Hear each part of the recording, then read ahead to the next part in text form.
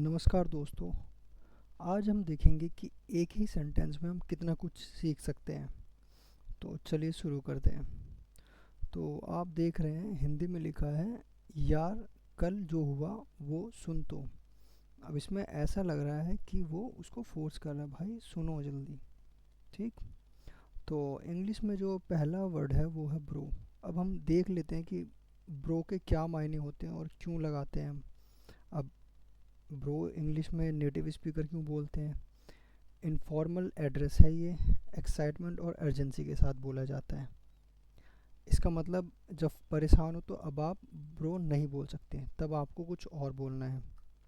अब ये फ्रेंड के लिए यूज़ किया गया है, टू फॉर्मल। रोबोटिक बडी, अगर हम मतलब फ्रेंड लगाएंगे तो वो रोबोटिक बडी होगा। नेटिव जब ये बोलते हैं जब उनको एक्साइटमेंट और अर्जेंसी परफेक्टली दिखानी पड़ती है, तब वो बोलते हैं। अब इसमें इन तीनों में क्या फ़र्क है?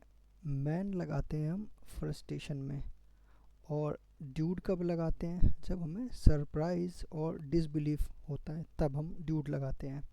जैसे कि यहाँ पे राहुल एक्साइटेड है, जैसे राहुल एक्साइटेड है तो वो ब्रो बता रहा है।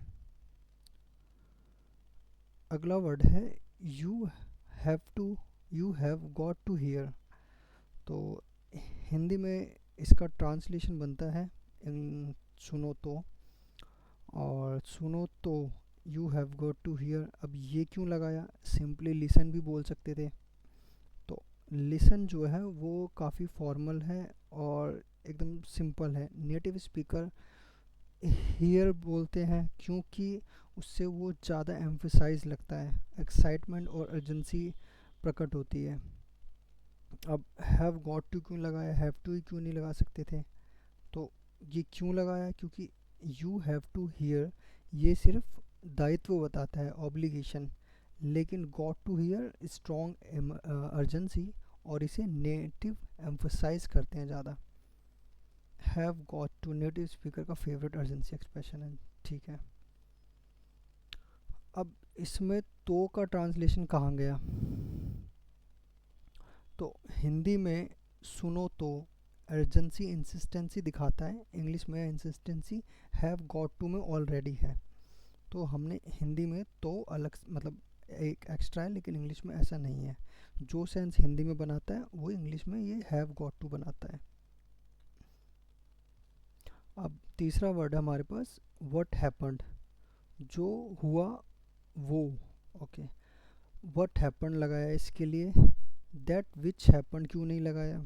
दैट विच हैपेंड ये बिल्कुल गलत है, रोबोटिक एक्सप्रेशन लगता है ये। और क्योंकि जो हुआ वो, दैट विच हैपन, क्योंकि ये हिंदी इन्फ्लुएंस्ड है। ठीक है। जो वो स्ट्रक्चर इंग्लिश में नहीं होता है, हिंदी में जो हुआ वो सुन, हियर व्हाट हैपन, इसके लिए इन्होंने एक ही वर्ड लगाया है जो कि काफ़ी है। तो हम जब भी जो वो ऐसा कुछ आए तो हम एक ही वर्ड से उसको दिखाएंगे। लास्ट वर्ड हमारा यस्टरडे।